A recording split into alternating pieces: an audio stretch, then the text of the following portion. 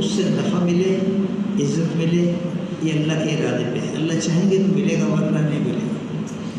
قارون کتنے مال والا تھا، تو اس کے خزانے کی چابیاں اٹھانے کے لیے ایک مضبوط جماعت چلتی تھی، ایک مضبوط جماعت چلتی تھی جو اس کے خزانے کی چابیاں اٹھاتے تھے، اتنے وزن تھا اس کا۔ اور جب ایک اس نے نمائش کی تو کیسے کچے ایمان والے متاثر ہو گئے کہ کیسا اس کو مال ملا ہے، لیکن جب اللہ کی طرف سے پکڑ آئی اس سارے مال کے ساتھ اللہ نے زمین میں دھسا دیا۔ اس کا مال اس کے کام نہ آیا، اس کا مال اس کے کام نہ آیا، حکومت والوں کی حکومت ان کے کام نہ آئی، انہیں بچا نہ سکی۔ اور سب لوگوں دوستوں، ہم اپنا رخ بدل لیں، رخ بدلنے کی بات ہے، کیونکہ ایک ہی ہے کہ مرنا ہے، اور مرنے سے پہلے ایک زندگی ہے جس میں ہم چل رہے ہیں، اسے کب تک چلیں گے کسی کو کچھ پتہ نہیں، کسی کو کوئی خبر نہیں، کس وقت یہ زندگی ختم ہو جائے گا۔ یہ بچپن میں بھی ختم ہو سکتی ہے، جوانی میں بھی ختم ہو سکتی ہے، بڑھاپے میں بہت لمبی زندگی بھی مل سکتی ہے، یہ اللہ جانتے ہیں، اس کو اللہ نے چھپا کے رکھا ہے۔ اسی کی وجہ سے نظام کائنات چل رہا ہے، پتہ چلے تو آدمی 20 سال 30 سال پہلے مر جائے، پریشان ہوگا۔ تو یہ کہ ایک رخ یہ ہے کہ مرنے سے پہلے کی زندگی ہے، اس کی کچھ ضرورتیں ہیں، 5-6 بنیادی ضرورتیں انسان کو، کھانا پینا ہے، رہنا سہنا ہے، لباس ہے، گھر ہے، سواری ہے، نکاح ہے، یہ کچھ بنیادی ضرورتیں انسان کو اللہ ہی نے لگائی ہیں ہمارے ساتھ۔ ایک یہ ہے کہ آدمی اس رخ سے چلے کہ یہ ضرورتیں میری اچھے طریقے سے پوری ہو جائیں، اس کو سامنے رکھ کے اپنی بہترین صلاحیتوں کو خرچ کر جو اللہ نے دی ہے۔ جس کے پاس جو صلاحیت ہے وہ اللہ ہی کی دی ہوئی ہے، کسی کی ذاتی نہیں ہے۔ ایک آدمی بہت عقل مند ہے تو یہ نہیں کہ وہ اپنے طور پر عقل مند بن گیا ہے، اللہ ہی نے اسے عقل کا وہ درجہ دیا ہے۔ وہ بیوقوف ہے تو اللہ ہی نے اس کو کم سمجھ ملی ہے، اور یہ بھی اللہ کا ایک نظام ہے۔ جیسے اللہ کہتے ہیں نا کہ ہم نے کسی کو امیر بنایا، کسی کو غریب بنایا، کیوں؟ تاکہ تمہارے کام چلتے رہے۔ سارے سیٹ ہو جائیں تو پھر ہلکے کام کون کرے گا؟ اردو کا ہے نا، میں بھی رانی تو بھی رانی، کون بھرے گا پانی؟ تو پانی نہیں ملے گا، پھر جتنے سیٹ ہیں پھر بچارے پیاسے بھرے گا۔ تو یہ اللہ کا ایک نظام ہے، کسی کو زیادہ عقل دی، کسی کو تھوڑی عقل دی، کسی کو ذرا مال دیا، کسی کو تھوڑا مال دیا۔ یہ سب کیا ہے؟ تاکہ یہ نظام کائنات چلتا رہے۔ میں اس کہہ رہا ہوں کہ ایک رخ یہ ہے کہ مرنے سے پہلے کی جو چند ضرورتیں ہیں، میری، میرے گھر والوں کی، 2-4-6 آدمیوں کو گھرانا ہے، یہ ضرورتیں اچھے طریقے سے پوری ہو جائیں۔ اچھا لباس، اچھا کھانا، اچھا گھر، اچھی سواری، اچھی جگہ نکاح، ایک معاشرے میں ایک حیثیت قائم ہو جائے۔ ایک یہ کہ اس کو سامنے رکھ کے چلو، اس کو سامنے رکھ کے اپنی بہترین صلاحیتوں کو خرچ کرو۔ اور یہ آج ساری دنیا میں یہ رخ چلا ہوا ہے۔ محترم لوگوں دوستوں، سچی بات ہے، یہ بڑا خسارے کا رخ ہے۔ اگر صرف اسی کو دے کے چلتے رہے، بہت نقصان کا سودا ہے، بہت نقصان کا سودا ہے۔ اول تو یہ کہ جو آدمی چاہتا ہے وہ اسے مل جائے، یہ ضروری نہیں ہے۔ ہر آدمی چاہتا ہے میں سیٹ بن جاؤں، سب نہیں بن سکتے، نہیں بنے گا، تو جسے اللہ چاہے گا وہی بنے گا۔ ایک یہ ہے کہ اس کو سامنے رکھ کے اپنی قوتوں کو خرچ کرنا۔ میں اس کروں کہ ساری دنیا میں یہی رخ چلا ہوا ہے۔ اللہ تعالیٰ انبیاء انسان کو بھیجتے تھے جن کے سامنے یہ دنیا بھی تھی اور آخرت بھی تھی، آخرت بھی تھی۔ سچی بات ہے کہ اصل تو آخرت ہی ہے، یہ دنیا اصل ہے۔ یہ تو امتحان کے طور پہ یہاں میں بھیجا گیا، اس کا نتیجہ جو مرتب ہونے والا ہے، دنیا میں اس کا پورا نتیجہ اللہ ظاہر نہیں فرماتے، کیونکہ دنیا کو اللہ نے بدلے کی جگہ نہیں بنایا، دنیا کو بدلے کی جگہ نہیں بنایا۔ بدلے کی جگہ کیا ہے؟ قیامت ہے، یوم الدین ہے، جس دن ہر شخص کو اللہ پاک کے سامنے کھڑے ہو گئے اپنی زندگی کا حساب دینا ہوگا، اس حال میں کہ بیچ میں کوئی وکیل نہیں ہوگا، کوئی سفارشی نہیں ہوگا، ہر شخص کو براہ راست اللہ کے سامنے کھڑے ہو کے اپنے کیے کا حساب دینا ہوگا۔ وہ اللہ کی ذات ایسی ذات ہے، اس کا نظام ایسا زبردست ہے، ہر آدمی نے جو کچھ زندگی بھر میں کیا خیر یا شر، کہتے کوئی ذرہ خیر بھی چھپا نہیں رہے گا اور ذرا شر بھی چھپا نہیں رہے گا۔ جو کچھ ہم نے کیا دنیا والے جانتے نہیں جانتے، دنیا سے بڑا نیک آدمی ہے، بڑا بزرگ آدمی ہے، اللہ جانتے ہیں کتنا بزرگ ہے، اس کے اندر کتنی خوبیاں ہیں۔ کوئی چھوٹی ذرہ خیر بھی چھپا نہیں رہے گا اور ذرا شر بھی چھپا نہیں رہے گا، سامنے آ جائے گا سر، وہ کتاب سامنے آ جائے گا، بعض کہا جائے گا پڑھ لے، اپنی کتاب خود ہی پڑھ لے، کیا کر کے کوئی انکار نہیں کر سکے۔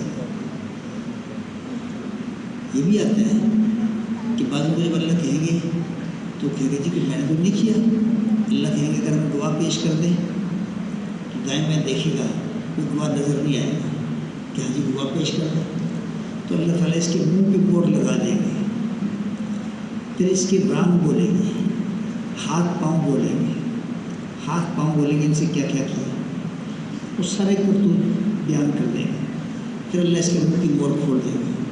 اب بتا تو وہ اپنے اعضاء کو مخاطب ہو کے کہے گا کم وقتوں تمہاری لذت کی خاطر تو میں کرتا تھا اور تم میرے سے خلاف گواہی دینے لگے۔ وہ یہ کہ ہمیں اس اللہ نے بلوایا جس نے سب کو بلوایا۔ ہاتھ بولے، آج زبان بول رہی ہے، باقی کوئی اس تو نہیں بولتا، اس زبان کو بولنے کی طاقت کس نے دی ہے؟ اللہ نے دی ہے۔ وہ اللہ جس نے زبان کو بولنے کی طاقت دی وہ قادر ہے ہاتھ سے بلوا لے، پاؤں سے بلوا لے، آنکھوں سے، کانوں سے، جسم کے کسی حصے سے بلوا لے۔ ایک قیامت میں ہوگا، آدمی کے اعضاء بولیں گے کیا کیا اچھے کام کیے، کیا کیا برے کام کیے، جن جگہوں پہ جو اعمال کیے وہ جگہ بھی گواہی دیں گے۔ اگر جو آدمی کسی راستے پہ ذکر کرتے ہوئے گزر گیا، ذکر کرتے ہوئے گزر گیا، کل قیامت میں یہ راستے گواہی دیں گے کہ اللہ، وہ درخت گواہی دیں گے، وہ پتھر گواہی دیں گے کہ اللہ یہ بندہ تیرا بندہ ہمارے پاس سے تیرا ذکر کرتے ہوئے گزرا تھا۔ اسے کہتے ہیں کہ یہ زمین بھی گواہی دے گی، جسم کے اعضاء بھی گواہی دیں گے۔ اس لیے حکم ہے کہ تسبیحات انگلیوں پہ بھی گنا کرو، انگلیوں پہ بھی گنا کرو، کہ جہاں اور خدا نہ خواستہ کوئی برے اعمال کی گواہی دے تو کوئی نیکی کی گواہی نہ دے سکے کہ اللہ اس نے تیرا ذکر کیا، سبحان اللہ پڑھا تھا اور ہم پہ گنا تھا، اس نے الحمدللہ پڑھا تھا، اللہ اکبر، لا الہ الا اللہ پڑھا تھا، دروشی پڑھا تھا، اللہ اس نے استغفار کیا تھا، توبہ کی تھی، ہم پہ گنا کرتا تھا، تو یہ بھی گواہی دینے والے ہیں۔ محترم ضرور دوستو، مسئلہ اصل آخرت کا ہے، اللہ کرے آخرت بن جائے، اس لیے کہ آخرت کا پیمانہ بہت بڑا ہے، دنیا کا پیمانہ بہت چھوٹا ہے، بہت چھوٹا ہے، یہاں کی عزت بہت چھوٹی سی ہے، کتنی عزت والا آدمی کچھ عرصے بعد لوگ بھول جاتے ہیں، ہاں تھا بھی تذکرے بازو کر رہے تھے، بازو کا تذکرے بھی ختم ہو جاتے ہیں، چین، سکون، اطمینان، ان کا پیمانہ بہت چھوٹا سا ہے۔ آخرت جیسے لامحدود ہے، ایسی آخرت کا پیمانہ بھی بہت بڑا ہے۔ قیامت میں میدان حشر میں اعلان ہوگا جس کو سارے محشر والے سنیں گے کہ آج فلاں ابن فلاں کامیاب ہو گئے۔ آدم علیہ السلام سے لے کے آخری دنیا میں آنے والا انسان اس میدان میں حاضر ہوں گے، ان سب کے سامنے اس کی کامیابی کا اعلان ہوگا۔ عزت اسے کہتے ہیں، کتنی بڑی عزت ہے، کتنی بڑی عزت ہے۔ اور خدا نہ خواستہ یہ بھی اعلان ہوگا کہ فلاں ابن فلاں آج بدبخت ہو گیا۔ سارے محشر والے سنیں، سارے محشر والے سنیں کیا بنے گا؟ اس ذلت کی کوئی انتہا ہے؟ کتنی بڑی ذلت ہے۔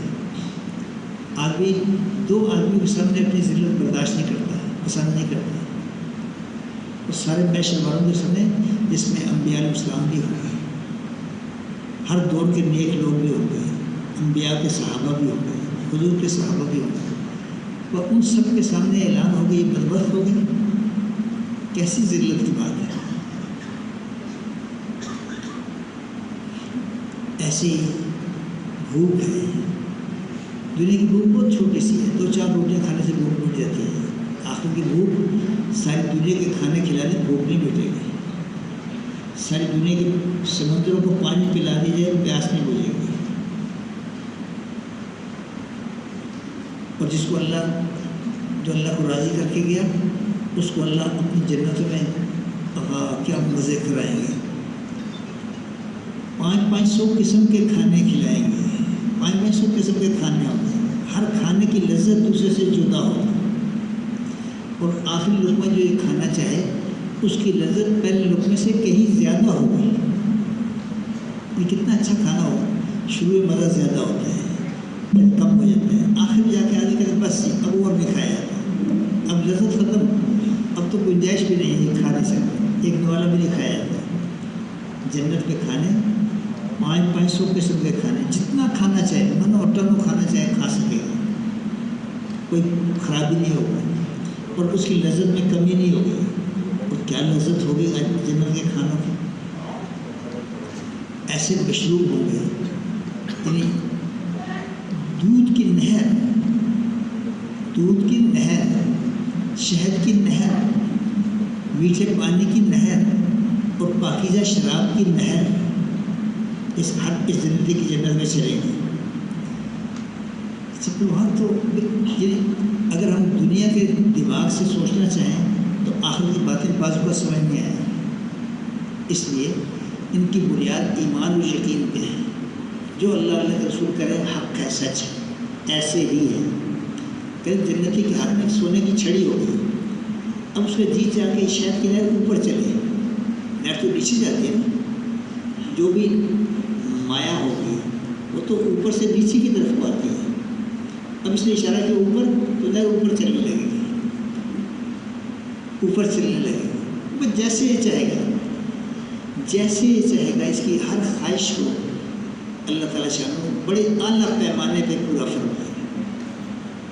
اچھے کھانے، اچھے پینے، لباس، شاندار قسم کے لباس، اونچی اونچی مسحریاں اور خوبصورت عورتیں، حوریں، دیکھو جن کی تعریف اللہ تعالیٰ کرے، ان کی آنکھوں کے موٹی موٹی آنکھوں والی حوریں، قرآن کہتا ہے موٹی موٹی آنکھوں والی حوریں، ابرے سینوں والی اور محبت کرنے والی، بڑے عجیب اللہ نے ان کو انداز سے بنایا، ان جس کی تعریف اللہ کرے، اللہ کے رسول کرے، آخر میں چیز تو ہے نا، کیا خیال ہے؟ یعنی ہر آدمی جب ایک بات کہتا ہے تو اس کی شخصیت کے اعتبار سے اس کا مطلب سمجھا جاتا ہے، تو جس کی تعریف اللہ کرے وہ کتنی خوبصورت چیز ہوگی۔ سچی بات ہے، آج اس کے تذکرے نہ ہونے سے اس کی طلب میں ہی بڑی کمی آ گئی۔ ہم سوچے، ہم نے سارا بھی سوچے 24 گھنٹے میں کتنی دفعہ شوق اٹھتا ہے کہ یار جنت، کیوں کہ جنت کے، جہنم کے، قیامت کے، حشر کے تذکرے ہماری مجلسوں سے نکل گئے۔ حالانکہ نبی اسلام کی مجلسوں میں آخر کے اتنے تذکرے تھے کہ اگر کوئی دنیا کی بات کرنا چاہے موقع نہیں ملتا تھا، موقع نہیں ملتا تھا، اتنی بھری ہوئی تھی آخرت کے تذکروں سے نبی اسلام کی مجلس میں۔ اور صحابہ بھی جب دو آپس میں ملتے تو آؤ تھوڑی دیر کے لیے ایمان لے، اور آپس سے بیٹھ کے ایمان کی تذکرے کرتے تھے، ایمان کے تذکرے کرتے تھے۔ آج ہم کتنا دور چلے گئے ان سے۔ دیکھو معیار تو نبی علیہ السلام اور صحابہ کی زندگی ہے، معیار تو وہ ہے، ہماری منزل وہ ہے جسے سامنے رکھ کے چلنے کی ضرورت ہے۔ آج کے دور کے لوگ ہماری منزل نہیں ہیں، یہ ہمارے لیے مثال نہیں ہے، یہ مثال نہیں ہے۔ مثال تو وہ لوگ ہیں جن کے ایمان کو اللہ نے معیار قرار دیا ہے۔ صحابہ ہستیاں ہیں جن کے ایمان کو معیار قرار دیا گیا، ہمیں تو انہیں سامنے رکھ کے چلنا ہے، ہمیں سامنے رکھ کے چلنا ہے۔ تو محترم بزرگوں دوستوں، ہم اپنے عزائم بدلیں، اپنی پسند بدلیں، اپنے شوق بدلیں، جن شوقوں کے ساتھ یعنی چاہتوں کے ساتھ چل رہے ہیں، سچی بات ہے بڑے نقصان کا سودا کر رہے ہیں، نقصان کا سودا کر رہے ہیں۔ اللہ سے دوستی لگے، اس لیے کہ دیکھو سب کچھ کرنے والی ذات تو اللہ کی ذات ہے، سب کچھ اس کے قبضے میں ہے، اس کے ارادے کے بغیر، جیسے عام معروف ہے نا کہ ایک پتا نہیں ہل سکتا، یہ واقعہ ہے، ریت کا ایک ذرہ اپنی جگہ سے ہل نہیں سکتا اللہ کے امر کے بغیر۔ اتنا زبردست نظام ہے اللہ کا جس میں ساری کائنات جکڑی ہوئی ہے، انسان کے علاوہ باقی میں کسی کو اختیار نہیں ہے کہ اپنی مرضی کر سکے۔ انسان کو تو امتحان کے طور پہ اختیار تھوڑا دیا ہے، یہ کر لے یہ کر لے، اسی پہ کل حساب کتاب ہے۔ اور اللہ تو ایسی محبت کرنے والا ہے، ایسا درگزر کرنے والا ہے۔ اللہ کیا کہہ رہے ہیں؟ اللہم انک عفو تحب العفو فاعف عنی یا کریم۔ اللہ بے شک تو معاف کرنے والا ہے اور معاف کرنے کو پسند کرتا ہے، اللہ تو مجھے معاف کر دے۔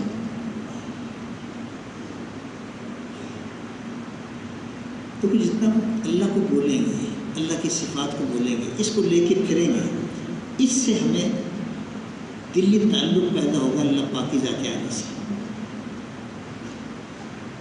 اللہ سے تعلق پیدا ہوگا، اللہ سے محبت پیدا ہوگا۔ جب اللہ کو بولیں گے کہ 24 گھنٹے میں ہم نے کتنا بولا اللہ کو، اللہ جانے کن کن چیزوں کو سارا دن بولتے ہیں، کہ جس کو کثرت سے بولیں گے وہی دل میں اترے گا، جس کو بولیں گے، جس کو سنیں گے، جس نگاہ سے دیکھیں گے، جسے سوچیں گے وہ وہی اندر آئے گا۔ اب ہر آدمی خود اس کو سوچے، اس کو غور کرے کہ میرے 24 گھنٹے کن باتوں کو بولنے میں، سننے میں، سوچنے میں، دیکھنے میں لگتے ہیں، جس کو کر رہے وہی اندر آ رہا ہے۔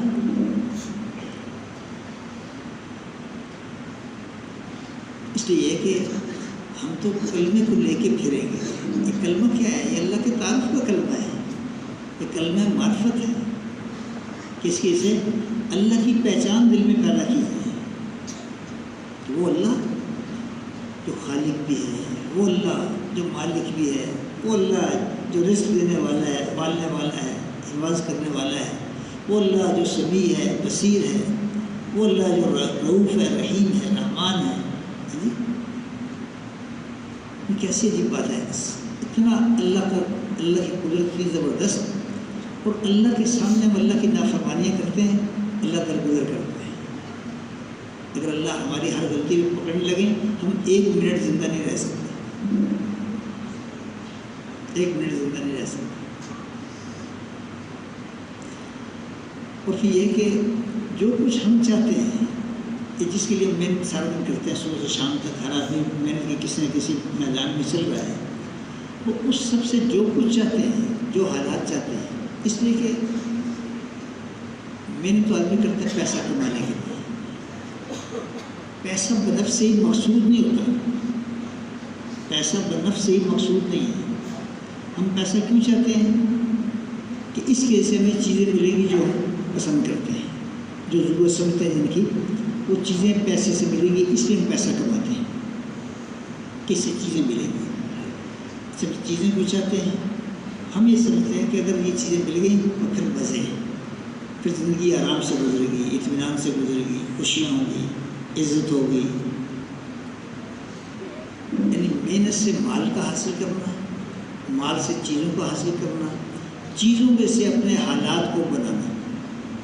اصل حالات آدمی اچھے حالات پسند کرتا ہے، عزت چاہتا ہے، عزت ایک حال ہے، ذلت سے بچنا چاہتا ہے، خوشیاں چاہتا ہے، خوشی ایک حال ہے، غم سے بچنا چاہتا ہے، اطمینان چاہتا ہے۔ اطمینان ایک کیفیت ہے، دل ایک حال کا نام ہے، یہ کوئی چیز نہیں ہے۔ ہمیں مغالطہ کیا لگا کہ ہم نے ان حالات کو جوڑ دیا چیزوں کے ساتھ، دھوکہ جو ہم نے کھایا، جو غلطی ہم سے ہوئی کہ ہم نے حالات کو جوڑ دیے چیزوں کے ساتھ کہ اگر یہ چیز ہوگی تو یہ حال مل جائے گا. مثلا گرمی ہے نا، وہ گرمی میں اگر ہم نے اپنے گھروں میں ٹھنڈک کا انتظام کر لیا اور پھر بسے ہیں، گویا کہ اطمینان کو ہم نے جوڑ دیا ایک چیز کے ساتھ. جبکہ اللہ اور اللہ کے رسول کیا کہہ رہے ہیں؟ حالات کا تعلق اللہ نے چیزوں سے جوڑے نہیں. جس کے قبضے میں سارے حالات ہیں وہ یہ کہہ رہا ہے کہ حالات کا تعلق چیزوں سے نہیں ہے، حالات کا تعلق ایمان عمل والی زندگی کے ساتھ ہے. ایک بنیادی دھوکہ ہے جس میں ہم پڑ گئے، جس کی وجہ سے سارے آرگومنٹوں کا رخ ہی بدل کے رہ گئے. اس لیے کہ ہمیں تو اچھے حالات چاہیے. اب وہ اچھے حالات کہاں سے ملیں گے؟ وہ جو ہمارے دل میں اترا ہوا ہے ہم اسی کو سامنے رکھ کے چلیں گے، اسی کی محنت کریں گے، اسی کے لیے جان کھپائیں گے اور کھپا رہے ہیں. حالانکہ اگر ہم تلاوت کرتے ہوئے غور کریں تو اتنی کثرت سے ملے گی دو چیزیں: ایمان عمل صالح، ایمان عمل صالح. اس پہ اتنے وعدے کیے اللہ نے، جتنے جو کچھ ہم چاہتے ہیں وہ سارے وعدے ایمان عمل ہمارے صالح پہ اللہ نے کیے. جنت کا وعدہ بھی اسی پہ ہے. پھر اس جنت کے اس کے لیے نہریں جاری ہوں گی اور ہمیشہ رہو گے. کیسے کیسے مزے کی باتیں اللہ فرما رہے ہیں. اللہ کے نبی کیسے کیسے اعمال پہ وعدے فرما رہے ہیں. یعنی دنیا کے حالات کا بننا بھی اور آخرت کا بننا بھی، دونوں کا تعلق اللہ نے ان اعمال پہ رکھا ہے جو ایمان کی بنیاد پہ اعمال اللہ نے نبی علیہ السلام سے ہمیں عطا فرمائے. اور جو بھی بنا لیں، غریب ہو امیر ہو، مرد ہو عورت ہو، بادشاہ ہو فقیر ہو، جو بھی ایمان عمل والی زندگی اختیار کر لے گا وہ اللہ اس کے ساتھ ہے، اللہ اس کی مدد کرے گا. اس پر اللہ کی مدد کے بھی انداز عجیب ہیں، وہ جیسے اللہ چاہے. اس لیے کہ اللہ علیم بھی ہیں، اللہ حکیم بھی ہیں. حاکم بھی ہیں، حکیم بھی ہیں، علیم و خبیر بھی ہیں.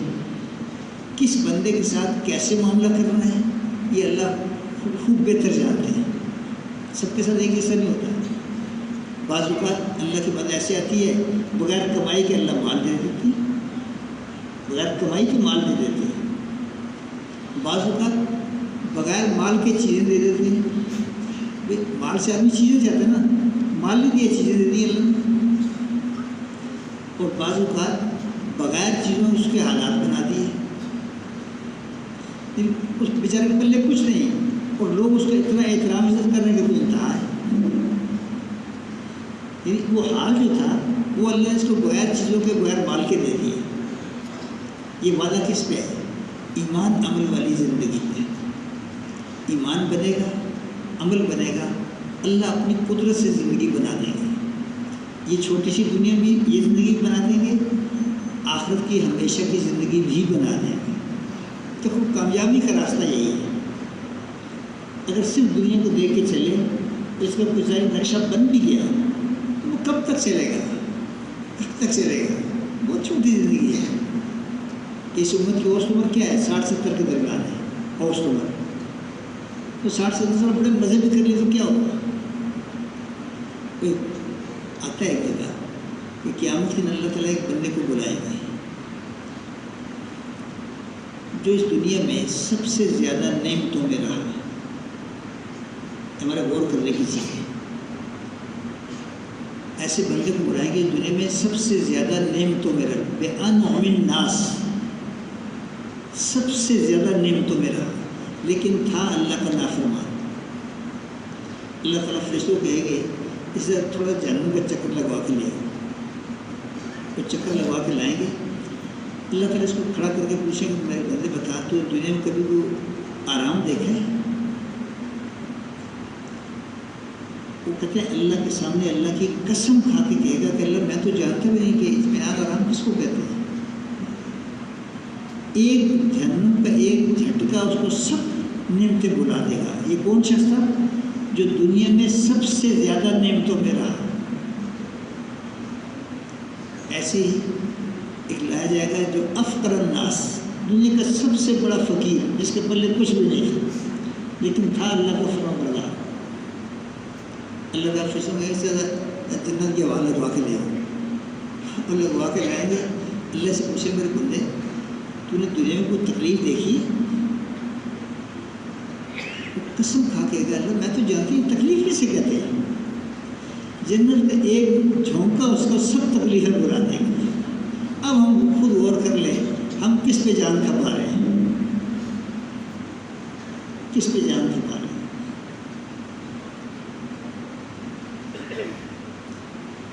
محنت کرنے کی چیز تو ایمان ہے، ایمان پہ محنت کرنا ہے، یقین پہ محنت کرنا ہے، اللہ کی ذات عالی سے سب کچھ ہونا دل میں اتر جائے، جو خلاصہ ہے کہ سب کچھ کرنے والی ذات ایک اللہ کی ذات ہے، اللہ سے ہوتا ہے، اللہ کے غیر سے، اللہ کے ارادے کے بغیر نہیں ہوتا۔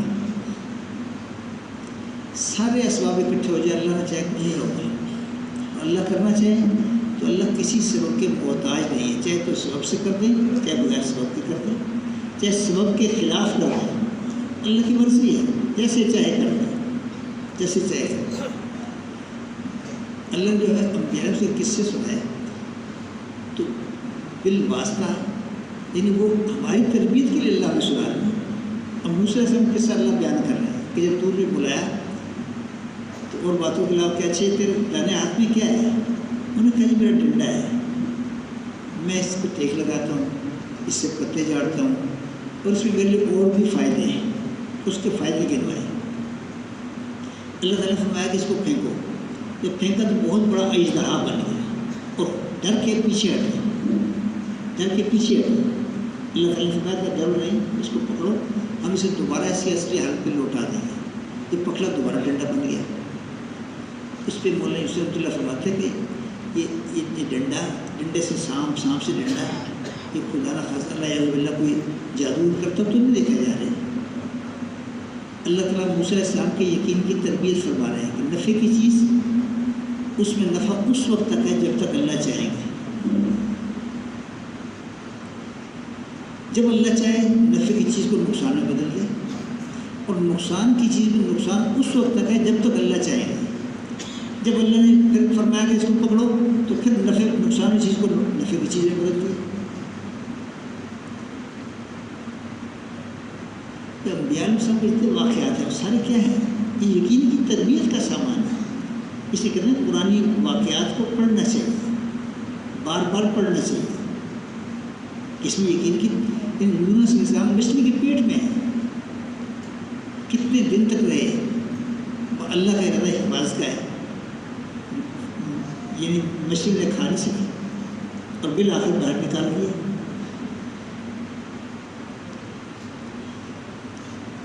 محترم دوستوں، یہ حاصل ہے اس کا لا الہ الا اللہ محمد رسول اللہ کہ سب چیزوں سے ہمارے یقین نکل کر ایک اللہ پاک کی ذات عالی پہ آ جائے کہ کرنے والی ذات تو ایک اللہ کی ذات ہے، اللہ سے ہوتا ہے، اللہ کے غیر سے، اللہ کے ارادے کے بغیر نہیں ہوتا۔ پھر یہ دل کا یقین بن جائے، اور اس کے ساتھ محمد الرسول اللہ کہ اللہ تعالیٰ نے جناب رسول اللہ صلی اللہ علیہ وسلم کو وہ طریقے دے کے بھیجا کہ اگر آدمی اس یقین ایمان کے ساتھ ان طریقوں کو اختیار کرے گا، اللہ اپنی قدرت سے اس کی زندگی بنائے گا، اللہ اپنی قدرت سے اس کی زندگی بنا دیں گے، اس کو عزت بھی دیں گے، اس کو خوشیاں بھی دیں گے، اس کو اطمینان بھی دیں گے، اسے کامیابی بھی دیں گے، اس کی دنیا بھی بنا دیں گے، اس کی آخرت بنا دیں گے۔ اس لیے محنت کا میدان، عملی محنت کا میدان کیا بنے گا؟ ایک طرف یقین بنانے کی محنت میں لگنا، اور دوسری طرف ان اعمال کو بنانے میں لگنا جن اعمال پہ اللہ رسول وعدے کر رہے ہیں، یعنی یہ محنت کا میدان بنے گا، اعمال والی زندگی، اعمال والی زندگی۔ اچھا عجیب بات ہے کہ یہ اعمال والی زندگی، اس کا تعلق ہماری پوری زندگی کے ساتھ ہے۔ مثلا آدمی کمائی کے نقشے میں جا رہے ہیں، ہر آدمی ایک ضرورت ہے، کمانا ایک ضرورت ہے، کمانا چاہیے، نہ کمانے میں خدشہ ہے کہ خدا نہ خاصہ سوال نہ کرنا پڑ جائے، سوال کرنا اللہ کو پسند نہیں ہے، اس لیے کمانے کی بات ہے۔ کمانے میں جائیں گے لیکن کمائی کو عمل بنائیں گے، عمل صالح بنائیں گے۔ وہ کیسے بنے گا؟ جب ہم کمائی کو اللہ رسول کی ہدایات کے مطابق کمائی کریں گے تو یہ کمانا ایک عمل بن گیا. اب یہ کمائی دنیا نہیں رہی, یہ کمانا دنیا نہیں رہا, یہ کمانا ایک اچھا عمل بن گیا. اچھے عمل پہ اللہ دنیا آخرت بنائیں گے. اس کمائی پہ اس لیے آتا ہے کہ جو آدمی اس طرح کماتا ہے تو شام کو تھکا وہ واپس گھر آتا ہے تو اس حال میں آتا ہے کہ اللہ اس کے گناہوں کو معاف کر دیتے ہیں. یعنی سارا دن مال کمایا اور شام کو گناہ معاف ہو گئے. کیوں؟ اس لیے کہ اس نے کمائی کو عمل بنایا. یہ کمائی پہ نہیں ہوا, کمائی میں نبی علیہ السلام والے آپ طریقوں کو اختیار کرنے پہ اس کی کمائی ایک اچھا عمل بن گیا. اچھے عمل پہ اللہ کی طرف سے وعدے ہیں. ایک گھر آیا, خرچ کیا, اپنے اہل و عیال پہ خرچ کیا. اب یہ خرچ کرنا شرائط کے مطابق یہ عمل بن گیا. ایک معمول کی چیز نہیں, ایک اچھا عمل بن گیا. اس پہ کیا کہا کہ آدمی اپنے اہل و عیال پہ خرچ کرتا ہے, اللہ اس کو ایسا اجر دیتے ہیں جیسا کہ صدقہ کرنے پہ ثواب ملتا ہے. کھلا رہا ہے اپنے بیوی بچوں کو اور صدقے کا ثواب لے رہا ہے, صدقے کا ثواب لے رہا ہے. محترم بزرگوں دوستوں, ہمیں تو اپنی پوری زندگی کو اچھا عمل بنانا ہے. جو کچھ ہم صبح سے شام تک کرتے ہیں, جہاں جہاں استعمال ہوتے ہیں, ان سب جگہوں میں اگر ہم اس پابندی پہ آ جائیں کہ اللہ کا حکم کیا ہے اور جناب نبی کریم صلی اللہ علیہ وسلم کا طریقہ کیا ہے, اور اسے معلوم کرنا, اسے سیکھنا اور اسے معلوم کر کے اس کے مطابق اس عمل میں لگنا, اس کام میں لگنا, تو یہ دین بن جائے گا, اچھا عمل بن جائے گا.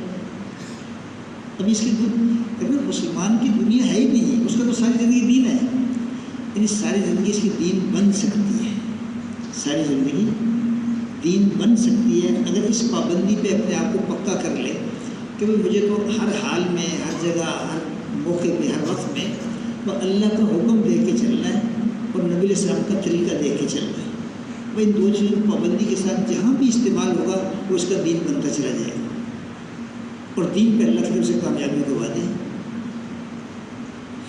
اب یہ استعداد آدمی میں بڑھتی جائے تو اس کو کہتے ہیں کہ اگر نماز اس یقین کے ساتھ, اس کلمے والے یقین کے ساتھ آدمی اپنی نماز پہ محنت کر لے تو اس میں استعداد بڑھتی جائے گی حکموں پہ چلنے کی.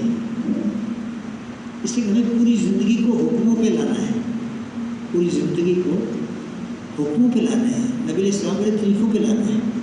اب اس کی جو استعداد چاہیے تو بنیادی طور پہ تو استعداد پیدا ہوگی یقین کے, کلمے والے یقین سے.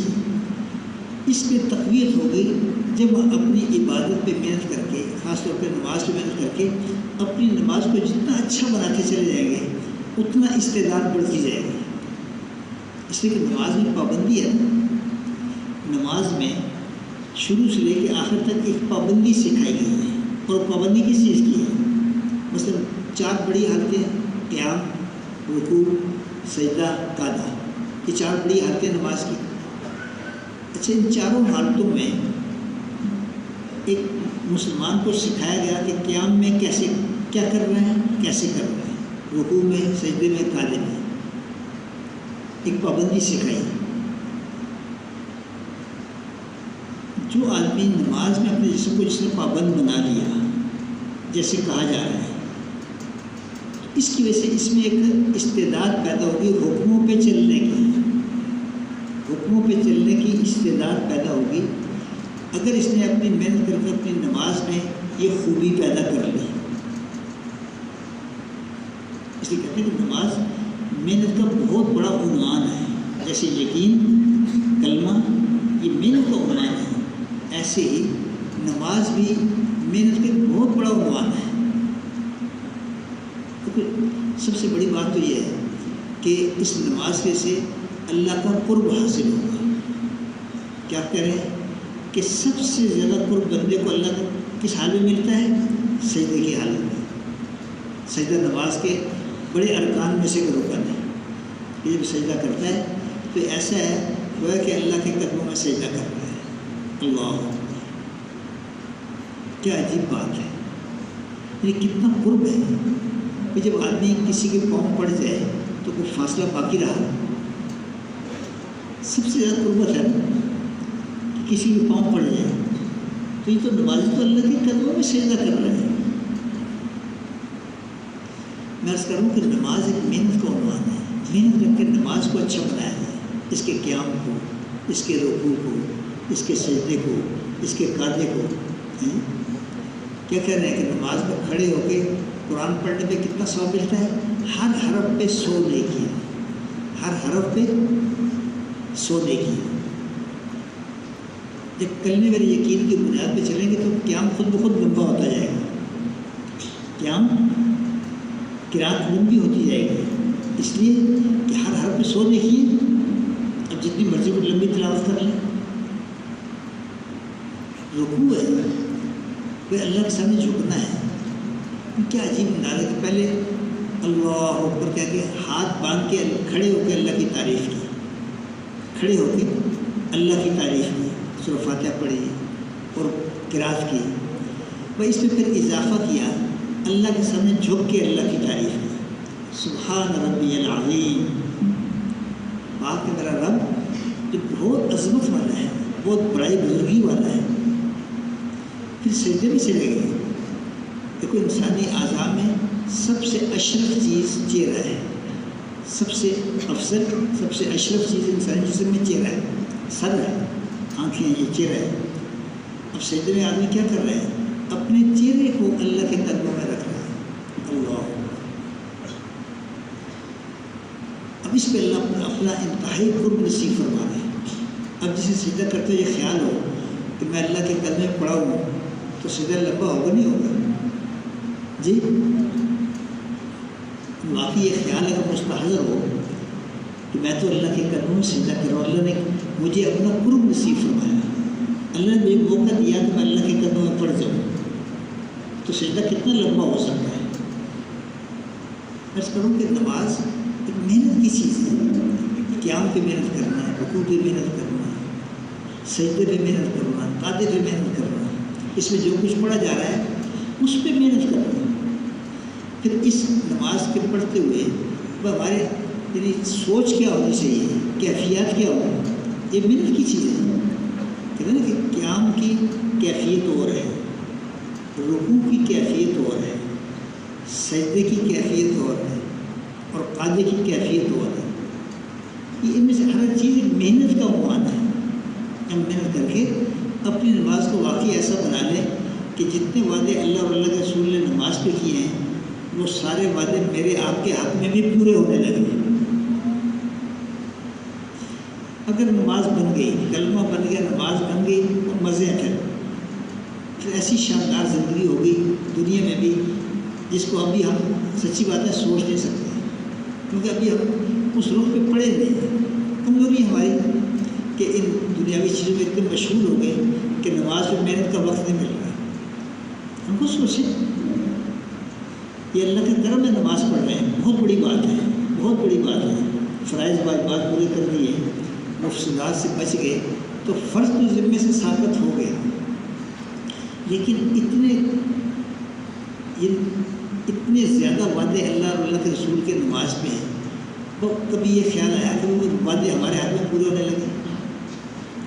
ان جس نماز میں دنیا آخرت کے سارے مسائل کا حل اللہ کے نبی بتا رہے ہیں، اور آپ کا جو عمل نقل کیا گیا وہ کیا کہ نبی علیہ السلام کو جب کوئی سخت عمل پیش آتا تھا فوراً نماز کی طرف متوجہ ہو جاتا تھا۔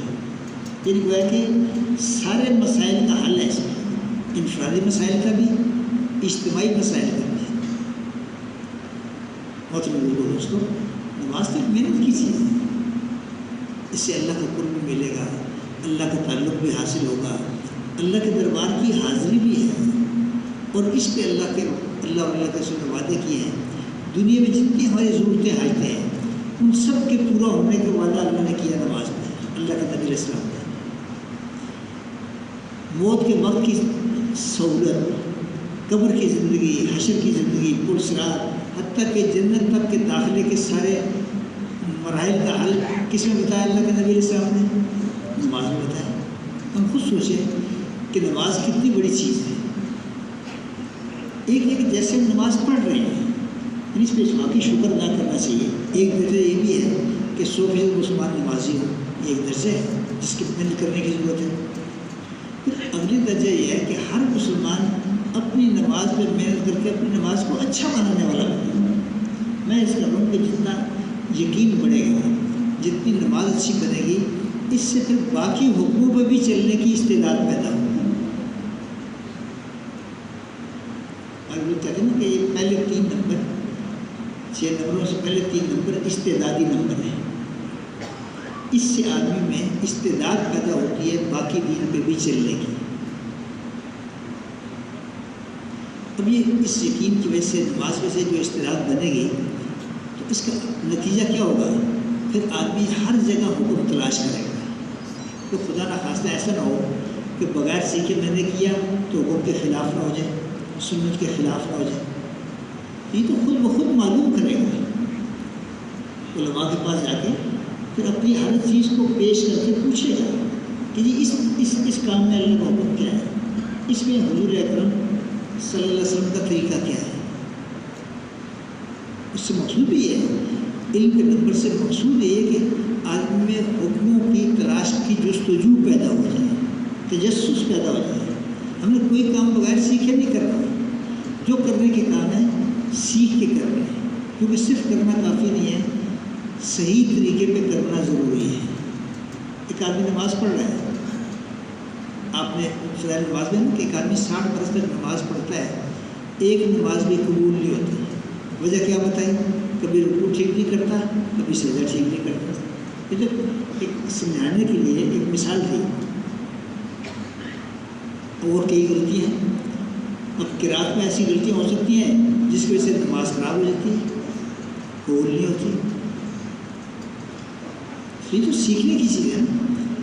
جیسے نماز سیکھنے کی چیز ہے، ایسے گھر کی زندگی بھی سیکھنے کی چیز ہے، کمائی کی زندگی بھی سیکھنے کی چیز ہے، رشتہ داریوں کے ساتھ اپنے لوگوں سے معاملہ کیسے کرنا ہے یہ بھی سیکھنے کی چیز ہے، پڑوسیوں کے ساتھ کیسے برتاؤ کرنا ہے یہ بھی سیکھنے کی چیز ہے. میں اس کر رہا ہوں کہ جب نماز اور یقین، کلمے والے یقین کے ساتھ آگے بڑھیں گے تو پھر خود بخود ہر چیز کو معلوم کرتے چلے جائیں گے. اور یہ پوچھا جائے گا کن سے؟ جنہوں نے محنت کر کے اس علم کو حاصل کیا ہے. یہ نہیں کہ کسی سے پوچھ لیا جائے، ایسی بات نہیں ہے. ایسے علماء سے مسائل پوچھے جائیں جنہیں مسائل پہ مہارت ہو.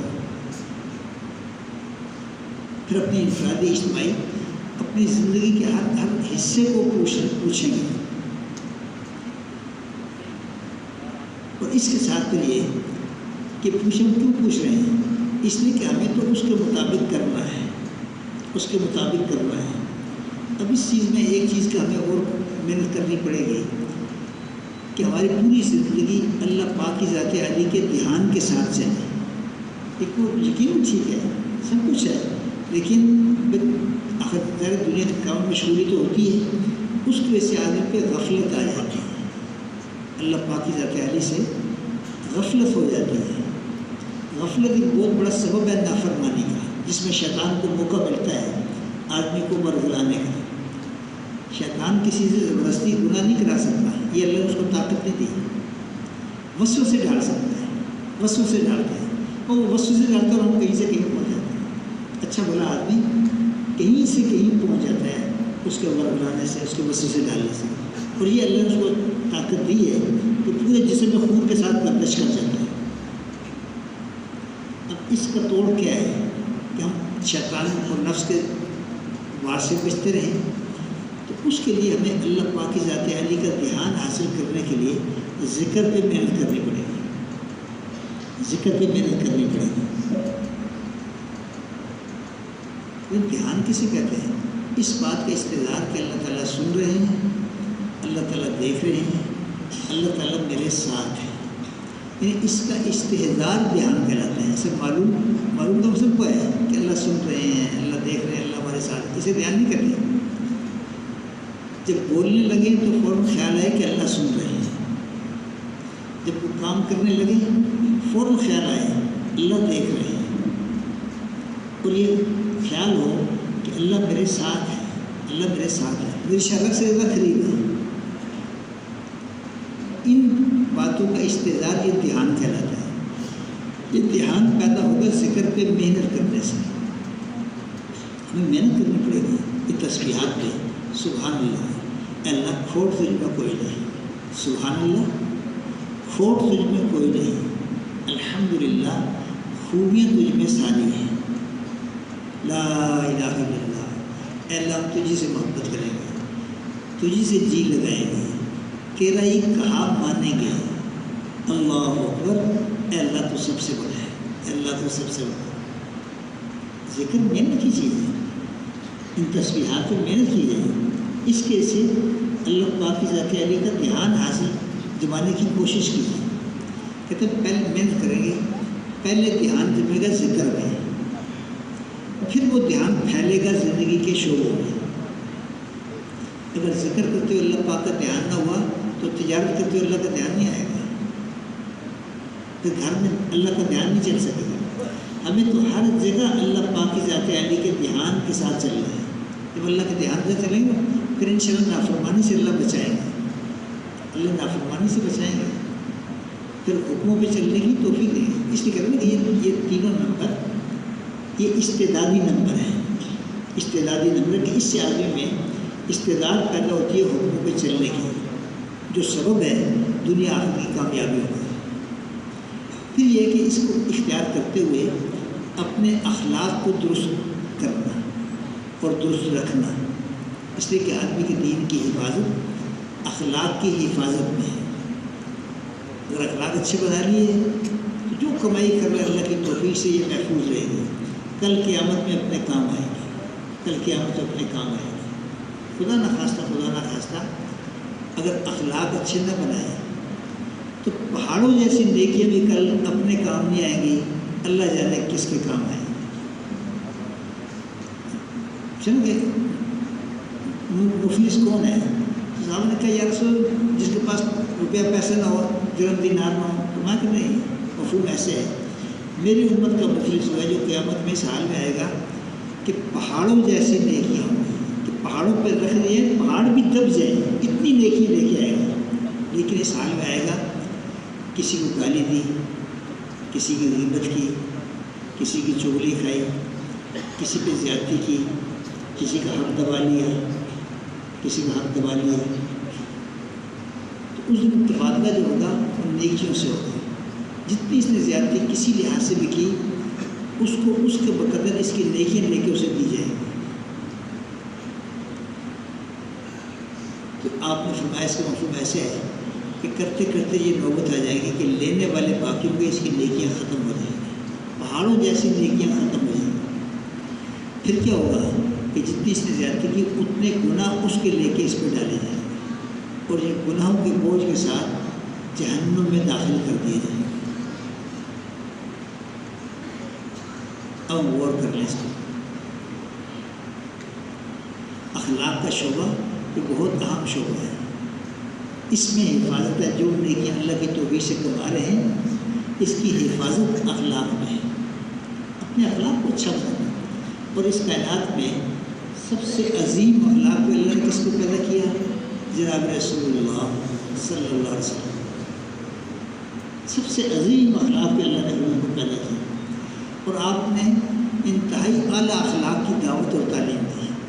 آپ نے تعلیم کی حکومت کو وہ انتہائی اعلیٰ اخلاق کی تعلیم دی۔ ایک موقع پہ یوں کہا حضرت علی سے غالباً مفہوم ایسے کہ علی میں تجھے اولین آخرین کے بہترین اخلاق بتاؤں، پہلے اس جملے کو غور کر لیں، اولین آخرین کے بھی بہترین اخلاق۔ یا رسول ضرورت اشارت میں تھوڑا کہ جو تجھ سے رشتہ توڑے اس سے رشتہ جوڑ،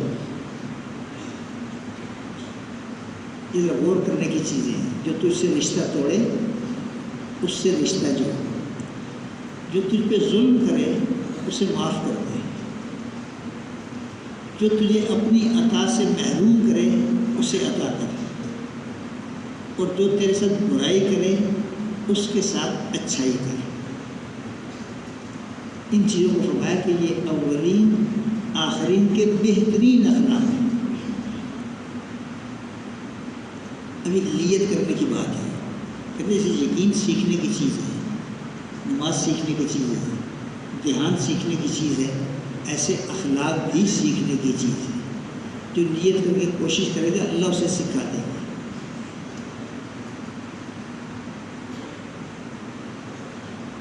طائف کا سفر کتنا سخت سفر ہے. نبی السلام کی حیات مبارکہ میں بہت سخت سفر تھا یہ طائف کا سفر. جو ہم کتابوں پڑھتے ہیں کیسے انہوں نے یعنی عجیب سلوک کیا. جب باغ میں جب دم لیا اس موقع پھر وہ دعا جو حکایت صحابہ میں سب سے پہلا واقعہ یہی ہے طائف کے سفر کا قصہ. تو فرشتے آ گئے اور آ کے جبریل سے کہا کہ یہ پہاڑوں کا فرشتہ ہے, اگر آپ ارشاد فرمائیں ان پہاڑوں کو ملا دیں, بیچ میں پس کے رہ جائیں. اس طرح مختلف فرشتے خدمات والے آئے. آپ نے کیا فرمایا ہے؟ اللہ, یہ واقعی وہ جن اخلاق کی تعلیم کی نبی صاحب نے اس کو عمل کر کے دیکھا ہے. ان سے اتنی تکلیف پہنچی اور یہ سفر 1 مہینے کا تھا, کوئی 2 دن کی بات نہیں تھی. پھر پیدل سفر تھا. یہ طائف کا سفر آپ نے پیدل کیا, آنا جانا بھی پیدل تھا, تو ہمیں کئی دن لگے. آپ نے فرمایا اس کا حکم یہ ہے کہ میں اللہ سے اس کی امید کرتا ہوں. اب غور کریں اس کو, میں اللہ سے اس کی امید کرتا ہوں کہ یہ ایمان نہیں لائے تو ان کی اولادوں میں ایمان والے پیدا ہوں. ان کی اولادوں سے امید باندھ رہے ہیں. ان تکلیف دینے والوں کو اللہ کی طرف سے غصہ ہے کہ اللہ بھیج رہے ہیں ان کی تباہی کے لیے, اور نبی علیہ السلام کی سفارش کر کے ان کو بچا رہے ہیں کہ یہ بچیں, اگر یہ ایمان لائے تو ان کی اولاد میں ایمان والے پیدا ہو جائیں. اللہ, کیسے کیسے آپ کے یعنی معاملے تھے لوگوں کے ساتھ. وحشی جس سے اتنی تکلیف پہنچی, اتنی اذیت پہنچی, جس نے سیدنا حمزہ رضی کو شہید کیا, بہت تکلیف پہنچی آپ کو. لیکن ایک وقت آ رہا ہے کہ آپ اسے ایک آیت لکھ کے بھیجیں, دعوت دے رہے کہ تو مسلمان ہو جائے. وہ نہیں مانتا ہے, پھر دوسری آیت لکھ کے بھیجیے, پھر بھی نہیں مانا. حضرت کے بیان میں ہے کہ نبی علیہ السلام سے دعوت دے رہے ہیں اور وہ نخرے کر رہے ہیں. جب تیسری آیت لکھ کے بھیجی سے مطلق معافی کا اعلان تھا, تو پھر آ کے وہ مسلمان ہوئے. اچھا, ان کے بارے میں اس موقع پہ نبی علیہ السلام نے فرمایا تھا, اس کا مفہوم یہ ہے کہ جو وحشی کو جہاں دیکھے قتل کرنا ہے, تو بہت کم ملے گا تاریخ میں اس قسم کے جملے نبی علیہ السلام نے کسی کے بارے میں فرمایا. ابھی وہ شخص ہے جس کو حضور دعوت نامہ خود دعوت دے رہے ہیں مسلمان ہونے کے لیے. جب وہ آئے اور آپ کے سامنے آ کے چہرہ کھولا اور تلوار پڑھ لیا. حضرت عمر نے دیکھا تو تلوار نکال لیا, رسول اللہ وحشی قتل کرنے کے لیے تلوار نکال لی, کیونکہ آپ کا ارشاد تھا جو جہاں دیکھے قتل کر دیں. تو میں اب اسے قتل نہیں کیا جا سکتا, یعنی ایسے شخص جس سے اتنی اذیت پہنچی, اس کے بارے میں بھی نبوت کا جذبہ کیا ہے کہ یہ بھی جہنم میں ناجائز میں سے لگتا ہے. منافقوں کے سردار عبداللہ بن ابی, جس نے آپ کی عزت پہ حملہ کیا, یہ بہت سخت بات ہے. جسمانی تکلیف پھر بھی چھوٹی ہوتی ہے, تو کسی کی عزت پہ حملہ کرے یہ برداشت کرنا بہت مشکل ہوتا ہے. جب اس کے مرنے کا وقت آیا تو اس نے بیٹے کو بھیجا, اور بیٹا پکا مومن, باپ پکا منافق, بلکہ منافقوں کا سردار. بیٹے کو بھیجا کہ حضور کو بلا کے لے آؤ. تو آپ تشریف لے گئے. بہت سی باتیں اس میں, پر مقصد یہ کہ اس نے کہا کہ جب میں مر جاؤں تو اپنا کرتا میرے کفن کے لیے دے دیں اور میری نماز جنازہ پڑھا دیں. آپ نے دونوں درخواستیں قبول کر لی. غور تو کریں, ہم کس نبی کی امتی ہیں, اس نبی نے کیا اعلیٰ تعلیم دی ہے,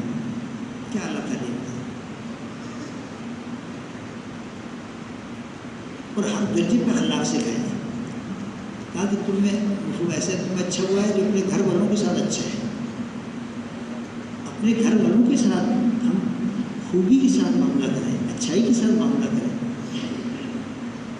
انسان ہے, مسلمان ہیں, نبی علیہ السلام کو امتی ہیں. یہ عورتیں, بچے, جو بھی گھر کے افراد ہیں, ان کے ساتھ اچھا برتاؤ کریں. اور فرمایا کہ میں تم میں سب سے زیادہ اپنے گھر والوں کے ساتھ اچھا ہوں. اللہ میں توفیق دے کہ واقعی نبی علیہ السلام کی یہ جو انفرادی زندگی تھی, اس کو بھی کبھی پڑھے سنے, علماء سے پوچھیں. یعنی ایک زمانہ تھا کہ واقعی ایک رخ تھا اس کو سیکھنے کا. امام حسن حسین بچپن میں تھے جب نبی علیہ السلام کا وصال ہوا، تو بعد میں اپنے ابا سے پوچھتے ہیں کہ نبی علیہ السلام گھر میں کیسے ہوتے تھے. اب غور کریں ذرا، دیکھو یہ ایک سیکھنے کا رخ کیسا تھا. ایک تو زندگی میں باہر کی زندگی سب جانتے ہیں، اب گھر کی زندگی تو گھر والے جانتے ہیں کہ آپ گھر میں کیسے ہوتے تھے. تو ایک جگہ یہ آتا ہے کہ نبی علیہ السلام اپنے گھر کے، ایک تو یہ کہ جیسے تم میں سے ایک عام آدمی ہوتا ہے ایسے بھی حضور اپنے گھر والوں کے ساتھ ہوتے تھے، اور اپنے گھر کے وقت کو 3 حصوں میں تقسیم کرتے تھے. ایک حصہ اپنے گھر والوں کے لیے، ایک حصہ اللہ کی عبادت کے لیے، ایک حصہ لوگوں سے ملاقاتوں کے لیے. گھر کے اوقات کی بھی تقسیم تھی. یہ کہتے ہیں نظام الاوقات بناؤ، یہ نظام الاوقات ہے. نبی صاحب کا عمل یہ نظام الاوقات ہے کہ کیسے وقت گزارا جائے، گھر میں کیسے وقت گزارا جائے. اچھا، اپنے گھر والوں کی کتنی رعایت کرتے تھے. اب گھر میں آئے تو ایک تو حضرت عائشہ رضی اللہ عنہا نے سر پہ دوپٹہ باندھا ہوا تھا. بعض عورتوں کو جب سر درد ہو تو سر پہ دوپٹہ باندھ لیتی ہیں. تھوڑی دیر گزری تو نبی صاحب نے سر پہ ایک رومال باندھ دیا کہ وہ میرے بھی سر میں درد ہے. حضرت عائشہ رضی اللہ عنہا نے ایک پیالے میں پانی پیا تو جس جگہ انہوں نے منہ لگا کے پانی پیا اسی جگہ منہ لگا کے حضور نے پانی پیا. تو جس گھر میں جس اہلیہ کے ہاں باری ہوتی تھی ازواج مطہرات میں سے، وہ اسی کے گھر سے کھانا بھی کھاتے تھے. تو عائشہ کو کھانا پکانا اچھا نہیں آتا تھا، تو ان کے گھر باری تھی تو ان کا کھانا پکنے میں دیر ہو گئی. تو دوسری زوجہ محترمہ کے یہاں کھانا تیار ہو گیا تو انہوں نے مسجد میں بھیج دیا. بھائی اس نے اگر مسجد سوچیں تو حجرے و مسجد ملے ہوتے ہیں نا، وہ جو ریاض الجنہ ہے وہ کتنا کو دور ہے، وہ ساتھ ملی ہے. اچھا، حضرت عائشہ نے دیکھا نا تو خادمہ کو بھیجا. غور فرمایا جاتا دیکھو اخلاق، ہمارے نبی علیہ السلام کے اخلاق کس اعلیٰ پیمانے کے تھے. ہمیں تو اس کی تعلیم دی گئی ہے. عرض کروں کہ اگر نیت کر کے کوشش کریں گے اللہ ہمیں وہ اخلاق سکھائیں گے. ضرورت ہے اس کی ان اخلاق کو سیکھا جائے، ان اخلاق کے ساتھ برتاؤ کریں ہم لوگوں کے ساتھ. خادمہ کو بھیجا کہ جا کے یہ پیالہ توڑ دیں، یعنی حضور کے سامنے پیالہ پڑا ہے کھانے کا. وہ خادمہ بھی جا کے توڑ دیا. ایسے نبی صلی اللہ علیہ وسلم کوئی اس پہ برا نہیں بنایا، اس کھانے کو میٹھا کرنے لگے. اتنی دیر میں حضرت عائشہ کا کھانا تیار ہو کر وہ بھی چلا گیا. تو وہ کھانا وہاں بھیج دیا، یہ کھانا کھا لیا. اتنی پیاری زندگی ہے. اپنے گھر والوں سے کیسے اخلاق برتنے ہیں، اپنے بڑوں کے ساتھ، چھوٹوں کے ساتھ، برابر والوں کے ساتھ، پڑوسیوں کے ساتھ کیسے برتاؤ کرنا ہے. کتنے حقوق بتائے پڑوسیوں کے کہ پڑوسیوں کے حقوق تو وہی پہچانتے ہیں اس پہ اللہ کو خاص کرم کر دیں. ہمیں اللہ جانے کو بھی خیال بھی آتا نہیں آتا کہ پڑوسیوں کے ساتھ میں کیا کرنا چاہیے، رشتہ داروں کے ساتھ کیسے اخلاق برتیں. اپنے علاقوں میں جو محتاج خدمت ہے وہ ان کے ساتھ کیسے برتاؤ کریں. محترم لوگوں دوستوں، یہ پہلے 3 نمبر تو کمائی کے نمبر ہیں اور اس کی حفاظت اس چوتھے نمبر میں ہے، اکرام مسلم کے نمبر میں، کہ مسلم ہونے کی وجہ سے مسلمان کی قدر کرنا، اس کی عزت کرنا، اس کا احترام کرنا. اور دوسری چیز جس سے نیکیاں محفوظ ہوتی ہیں اور وزنی ہو جاتی ہیں وہ نیت ہے. جو کچھ ہم کر رہے ہیں یہ کیوں کر رہے ہیں. وہ بولنے بزرگ کے کہ جب وہ کام کرنے لگے تو اپنے پہ سوال ڈالیں کہ کیوں میں یہ کام کیوں کر رہا ہوں. اس لیے کہ اللہ پاک کے ہاں عمل سے زیادہ وجہ عمل دیکھی جاتی ہے. یہ عمل کر کیوں رہا ہے، یہ عمل کیوں کر رہا ہے. اس لیے کہ آدمی جب کام کرتا ہے اس کام کرنے میں بہت سے جذبات ہو سکتے ہیں، بہت سے جذبات ہو سکتے ہیں. اللہ کے یہاں صرف ایک جذبہ قابل قبول ہے، اللہ ہی کے لیے کرنا. اس کے جتنے جذبات ہیں اللہ کے ناقابل قبول ہیں. بدر میں حضرت بکر کے ایک صاحبزادے مکہ والوں کی طرف سے شریک ہوئے تھے، بعد میں مسلمان ہوئے۔ جب مسلمان ہوئے تو اس کے بعد ایک موقع پہ انہوں نے کہا کہ ابا جان بدر میں آپ میری تلوار کی زد پہ آگے تھے، میں نے باپ سمجھ کے چھوڑ دیا۔ ابو بکر نے کیا جواب دیا؟ اگر تم میری تلوار کی زد پہ آ جاتے تو بیٹا سمجھ کے نہ چھوڑتا، اللہ کا دشمن سمجھ کے تمہاری گردن اڑا دیتا۔ وجہ عمل کیا ہے؟ وجہ عمل کیا ہے کہ عمل ہم کیوں کر رہے ہیں؟ ابھی آج شب جمعہ میں آتے ہیں، ایک یہ کہ چونکہ ہمارا تبلیغ سے تعلق ہے، ہمیں شب جمعہ میں جانا چاہیے یا ہم تبلیغ والے سے ہمیں گشت کرنا چاہیے، یہ کوئی بنیاد نہیں ہے۔ اللہ کے امر کی وجہ سے کسی کام کو کرنا، کیوں کر رہے ہیں؟ اللہ کی وجہ سے کر رہے ہیں، اللہ کا امر ہے، یہ کیا ہے؟ کیوں کر رہے ہیں؟ حضور کی سنت ہے، اس لیے کر رہے ہیں۔ اللہ کی صرف یہ ایک نیت قابل قبول ہے، اس کے علاوہ کوئی نیت کوئی جذبہ قابل قبول نہیں ہے۔ اور قیامت کے دن اعمال تولے جائیں گے تو اعمال کے وزنی کرنے والی چیزوں میں ایک اخلاص ہے۔ اس اخلاص کا تعلق بھی یقین کے ساتھ ہے۔ کہتے ہیں نا یہ اخلاص اور ایمان یہ جڑواں بھائی ہیں، جتنا ایمان ہوگا اتنا ہی اخلاص ہوگا، اور اخلاص کا فیصلہ کل قیامت میں اللہ خود کریں گے۔ دنیا میں کوئی شخص نہ تو اپنے بارے میں دعویٰ کر سکتا ہے مخلص ہو، نہ کسی کے بارے میں کہہ سکتا ہے یہ مخلص ہے۔ یہ فیصلہ کل قیامت میں اللہ ہی کریں گے۔ محترم دوستو، دیکھو آج اللہ نے جو اسلام نازل فرمایا جناب نبی کریم صلی اللہ علیہ وسلم پہ، تو اسلام ساری انسانیت کے لیے ہے، قیامت تک آنے والے انسانوں کے لیے طریقہ زندگی ہے جو اللہ نے پسند فرما کے نازل فرمایا ہے۔ تو ساری دنیا کے انسان تک اس طریقے زندگی کو، اسلام والی زندگی کو پہنچانا وہ اللہ نے اس امت کے ذمے کی ہے۔ اصل ذمہ ہے نبی علیہ السلام کی کہ آپ کو نبی بنایا گیا، نبی کے ذمے ہوتا تھا اس پورے دائرۂ نبوت میں محنت کرنا۔ جس دائرے کے لیے کسی نبی علیہ السلام کو بھیجا جاتا تھا اس پورے دائرے پہ انبیاء محنت فرمایا کرتے تھے۔ پہلے نبیوں کا دائرہ محدود تھا، ایک بستی، ایک علاقہ، ایک شہر، ایک ملک۔ نبی علیہ السلام کا دائرہ محنت ساری دنیا ہے، ساری دنیا ہے، اور قیامت تک کا زمانہ ہے، قیامت تک کا زمانہ ہے۔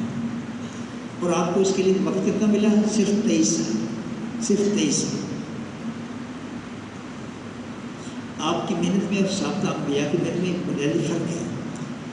آپ نے صرف اتنا نہیں کیا کہ حجاز والوں کو مسلمان کرنے کی کوشش کی، بلکہ اس کے ساتھ ساتھ پہلے دن سے آپ اس انداز سے اپنی محنت کو لے کے چلے کہ جو شخص مسلمان ہوتا تھا، مسلمان ہوتے ہی وہ آپ کے ساتھ مل کے محنت کرنے والا بھی بن رہا ہے، اس میں وقفہ نہیں ملے گا۔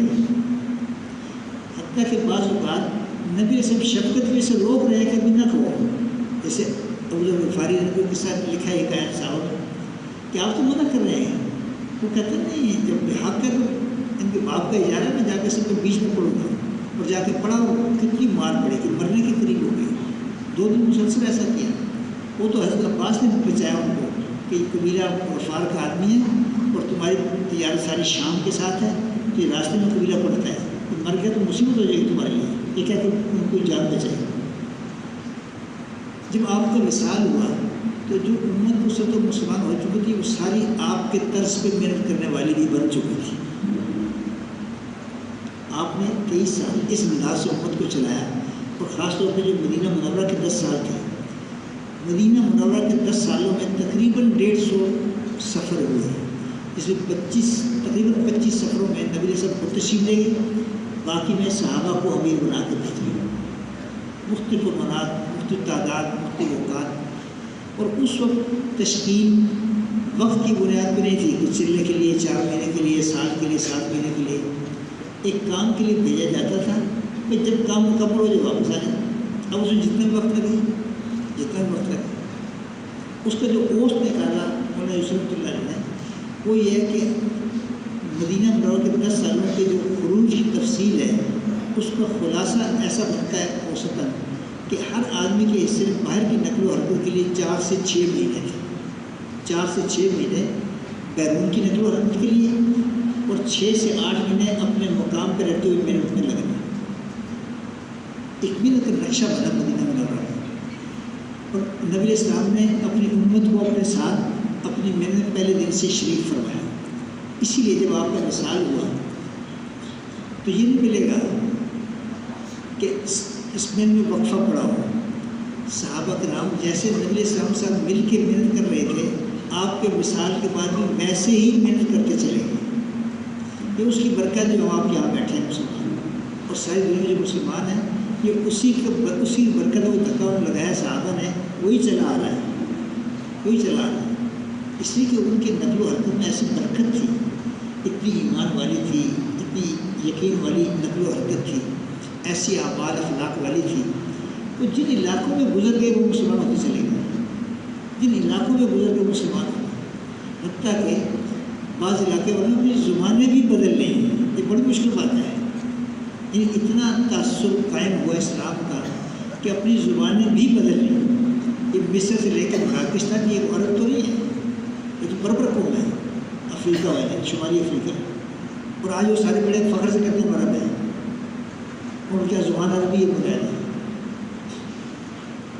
محترم بالکل دوستوں، ایک ذمہ داری کی بات ہے، اور دوسری بات یہ ہے کہ دیکھو یہ انسانیت یہ سب اللہ کا قربہ ہے، اس میں انسان بھی ہیں، جانور بھی ہیں، مسلم کافر سب اللہ کا قربہ ہے۔ اللہ کو وہ آدمی بہت اچھا لگتا ہے جو اللہ کے قربے کے ساتھ اچھا برتاؤ کرتا ہے، جو اللہ کے قربے کے ساتھ اچھا برتاؤ کرتا ہے وہ اللہ کو اچھا لگتا ہے۔ جو یہ ایک انسانیت ہے، تقریباً 8 ارب کے قریب آبادی سے انسان ہوتا ہے، 1/3 مسلمان ہیں، چاہے وہ نام کے مسلمان جیسے کیسے ہیں، تقریباً 1/3 مسلمان ہیں، 2/3 ابھی تک کفر و شرک میں اور الحاد میں ہے، اور وہ 2/3 انسانیت اور اللہ کے قربے کے افراد ہیں۔ جو ان کی بھلائی چاہے گا وہ اللہ کے ہم کتنا پسندیدہ بتا بنائے گا، جو اس کی کوشش کرے گا، جو اس کی محنت کرے گا۔ یہ 2/3 انسان جو بیچارے کفر و شرک میں زندگی گزار رہے ہیں، وہ یہ ایمان والے بنتے ہیں، وہ اسلام کے مطابق زندگی گزارنے والے بنتے ہیں۔ جو اس کی محنت کرے گا، کوشش کرے گا، اللہ کو یہ پتہ کتنا پیارا لگے گا، کتنا پیارا لگے گا۔ ایک میرے کی ذمہ داری ہے، نبی علیہ السلام کی ختم نبوت سے پوری امت ذمہ دار ہے کہ اس کو کرے۔ دوسرے رخ میں عرض کر رہا ہوں کہ یہ انسانیت کی بہت بڑی ہمدردی اور خیرخواہی ہے کہ انسانوں کی ہمدردی میں تو ان کے پاس کلمے کی دعوت کو لے کے جانا ہے۔ یہ تو صرف ترتیب کے طور پہ کہ ابھی مسلمانوں میں پڑھتے ہیں، ورنہ ساری دنیا کے غیر مسلم بھی ہمارے آپ کے ذمے ہیں۔ یہ ذمہ داری سے فارغ نہیں ہو گئے، وہ تو چونکہ آج اپنا گھر اجڑا ہوا ہے، ہم کہاں کی دعوت دیں، کہاں بلائیں۔ اس لیے مسلمانوں کرنے کہ مسلمانوں میں اللہ کرے کہ ایک نقشہ اسلامی زندگی کا قائم ہو جائے کہ جو دکھایا جا سکے یہ اسلام ہے، یہ اسلام ہے۔ صحابہ کی جتنی نقل و حرکت تھی، اللہ کے راستے کے پھرنا تھا، وہ سارا کیا تھا؟ اللہ کے کلمے کو دنیا میں بلند کرنا۔ بھئی یہ اس وقت کے ہر فرد، ہر مرد، ہر عورت، ہر بچے میں جذبہ چھلکتا ہوا ملے گا کہ ہر آدمی کا اس جذبے میں پھرتا تھا میری جان لگ جائے اللہ کا کلمہ دنیا میں بلند ہو۔ اس کی ساری تفصیل ہے صحابہ کے زمانے کی جتنے نقل و حرکت ہے، آپ صلی اللہ علیہ وسلم کے ساتھ اور پھر آپ کے بعد میں کیسے 2-3 صدیوں تک یہ بات اجتماعی طور پہ چلی، اور اللہ نے اس کی ایسی برکت دی کہ دنیا اس وقت کی جو معروف دنیا تھی اس میں اسلام پھیلتا چلا گیا۔ افریقہ میں بھی، یورپ میں بھی، ایشیا میں بھی، یہ تینوں برعظم بیچ کے اس میں معروف دنیا یہی تھی۔ تو اس نے تو پہلی صدی میں کہاں کہاں تک اسلام اللہ نے پہنچا دیا۔ یہ ان کی مہربانیاں ہیں، انہوں نے کوشش کی، محنت کی، اس کے لیے کچھ اپنے چاہتوں کو قربان کیا۔ ہر آدمی چاہتا ہے اپنے بیوی بچوں کے ساتھ رہنا، اپنے علاقے میں، اپنے ملک میں رہنا، تبھی جذبہ آدمی کا ہے، فطری جذبہ ہے۔ اس سب کو انہوں نے قربان کیا، اللہ کے راستے میں پھرے۔ ٹھیک ہے، اس پہ ان کی کچھ خواہشیں ٹوٹی، کچھ اپنے جذبات پہ چوٹ پڑی، لیکن بس سارے عالم کا اسلام اپنے کھاتے ڈلوا گیا، مزے کر رہے ہوں گے۔ کل قیامت میں جب حساب ہوں گے تو اللہ جانے کہ صحابی کے حصے میں کیا کیا انعامات آئیں گے۔ جیسے انہوں نے حضرات نے قربانیاں کی، اللہ نے ہمیں یہ امانت ہم تک پہنچا دی، ہم آپ بھی ویسے ہی ذمہ دار ہیں۔ یہ اس کی تبلیغ میں کہ ہم اپنی ذمہ داری کو پہچانیں اور اس ذمہ داری کے جو تقاضے ہیں وہ ہم بھی جماعتیں بنا کے اللہ کے راستے میں پھریں اور لوگوں کو اللہ کی طرف بلائیں، اللہ کے رسول کی طرف بلائیں، آخرت کی طرف بلائیں، جو سارے نبی کی دعوت کا خلاصہ ہے، اللہ کی طرف بلانا، رسالت یعنی جو انبیاء علیہ السلام جو زندگی لے کے آتے تھے اس کی طرف بلاتے تھے اور آخرت کی طرف بلاتے تھے۔ تو ہم اس کو لے کے پھریں گے، اللہ ہمیں بھی ایمان کی قوت نصیب فرمائے گا، ہمیں بھی اعمال والی زندگی پہ آنے کی توفیق دے گا اور اللہ ہماری بھی آخرت اچھی کر دے گا، اور اس کے ساتھ ساتھ اللہ ہمیں ذریعہ بنائیں گے۔ تو یہ سب سے بڑی چیز ہے اس دنیا میں، اللہ تعالیٰ سے ہم کسی فرد کو، کسی گروہ کو، مجمع کو انسانوں کی ہدایت کے ذریعے کے طور پہ استعمال کریں، اس سے بڑی کوئی چیز نہیں ہے۔ اس لیے کہ بنیادی طور پہ انبیاء کو اس کے لیے یعنی ذریعہ ہدایت انبیاء کرام علیہ السلام ہوتے ہیں۔